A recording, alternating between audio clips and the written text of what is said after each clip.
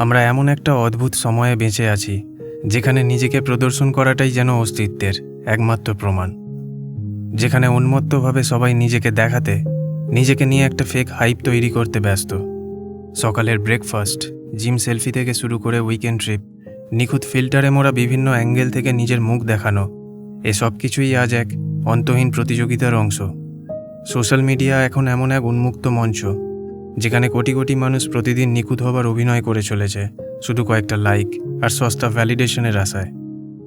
কিন্তু একটু খেয়াল করলেই দেখবেন এই কোলাহলের বাইরেও একদল শান্ত মানুষ আছেন, যারা নিজেদের ছবি দিয়ে টাইমলাইন ভরান না। ভিড়ের মাঝে থাকলেও তারা কখনো ভিড়ের অংশ হয়ে যান না। তারা হালকা হেসে যে কোনো ভিড় এড়িয়ে চলতে পারেন, যে কোনো পার্টিতে গিয়ে এক কোণে বসে মানুষের মুখোশগুলো দেখেন, কিন্তু নিজে কোনো পারফর্ম করেন না। যেখানে সবাই নিজেকে প্রমাণ করতে ব্যস্ত, সেখানে তারা খুব শান্তিতে অদৃশ্য হয়ে থাকেন। নিজেকে আমি কত স্পেশাল প্রমাণ করার কোনো দরকার তারা অনুভব করে না। আর আপনি যদি কখনো ভেবে থাকেন ওভার শেয়ারিংয়ের এই যুগে কেন কেউ নিজেকে এভাবে লুকিয়ে রাখতে চায়, এটা বোধহয় ইনসিকিউরিটি বা আত্মবিশ্বাসের অভাব। আসলে এটা পুরো সত্যি নয়, এর গভীরে একটা পুরো সাইকোলজি কাজ করছে। আজ আমরা এর পেছনের আসল মনোভাবটা জানব এবং দেখব তাদের এই জীবনধারার পরিকাঠামো থেকে আমাদের কিছু শেখার আছে নাকি এগুলো জাস্ট একটা অজুহাত। এর পেছনে মূলত 4টি কারণ কাজ করে। Point 1, privacy over popularity. এরা নিজেদের ব্যক্তিগত জীবনকে পাবলিক প্রপার্টি বানাতে চায় না। প্রতিটা ছোটোখাটো মুহূর্তের লাইভ আপডেট সবাইকে জানানোর কোনো তাড়া এদের নেই। সোশ্যাল মিডিয়ায় নিজেদের মুহূর্তগুলো শেয়ার করছে না, এর মানে এই নয় যে এরা আনসাকসেসফুল বা এদের জীবনটা খুব বোরিং। বরং তারা সবাইকে দেখানোর এই সস্তা নেশা থেকে অনেক আগেই বেরিয়ে এসেছেন। আসল সত্যিটা হলো, কে কতটা এগিয়ে, কে কত সুন্দর বা কে কতটা সফল, এসব দেখে এদের নিজস্ব মূল্যবোধ বদলায় না। মনোবিজ্ঞানীরা মনে করেন এ ধরনের মানুষরা সামাজিক তুলনার দ্বারা কম প্রভাবিত হয়। এরা নিজের সত্তায় এতটাই স্থির যে বাইরের কোনো ভ্যালিডেশন এদের প্রয়োজন পড়ে না। এরা নিজেরাই নিজেদের ভ্যালিডেট করতে জানে।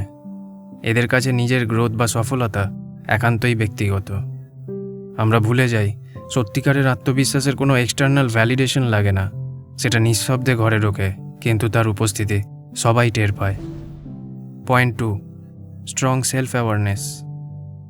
আজকের দুনিয়ায় মানুষ কানেকশন আর এক্সপোজারের মধ্যে গুলিয়ে ফেলেছে, কিন্তু এই মানুষগুলো খুব সচেতনভাবেই এই র্যাট রেস থেকে নিজেদের সরিয়ে রাখে। এরা জানে জীবনের গুরুত্বপূর্ণ অংশগুলো সবার সাথে শেয়ার করার কোনো প্রয়োজন নেই। নিজেদের আনন্দকে এরা স্রেফ একটা পোস্টে পরিণত করতে রাজি নয়। সাধারণ মানুষ যেভাবে নিজের ইমেজ বাঁচায়, এরা ঠিক সেভাবেই নিজেদের শান্তিকে রক্ষা করে।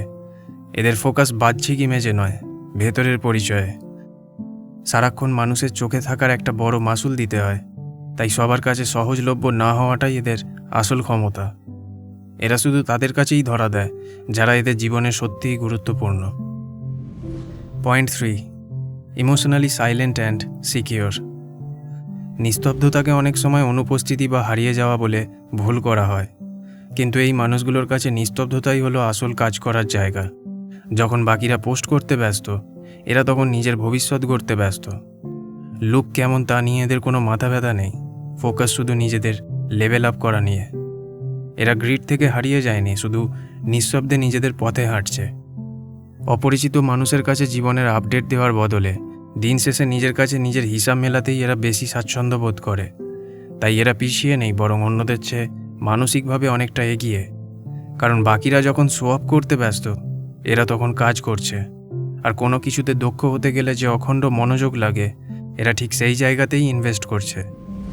Point 4, deep thinkers move in silence. এই ধরনের ব্যক্তিত্বরা আসলে অ্যান্টি সোশ্যাল নয়। এরা শুধু নিজেদের এনার্জি কোথায় ইনভেস্ট করবে সে বিষয়ে অত্যন্ত সিলেক্টিভ।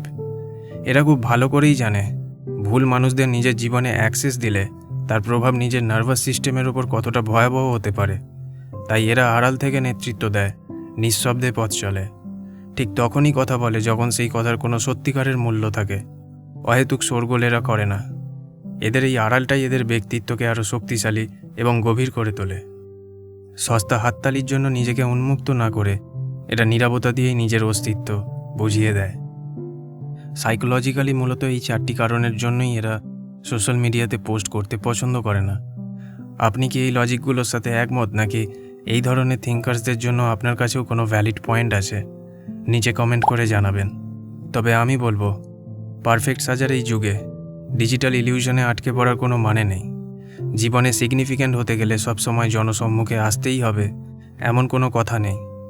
বরং মাঝে মাঝে একটু হারিয়ে যান, একটু অদৃশ্য হয়ে যান, নিজের কাজটা নীরবে করে যান, আর তারপর এমন একজন হয়ে ফিরে আসুন যাকে দেখে এই পৃথিবী অবাক হয়ে যায়।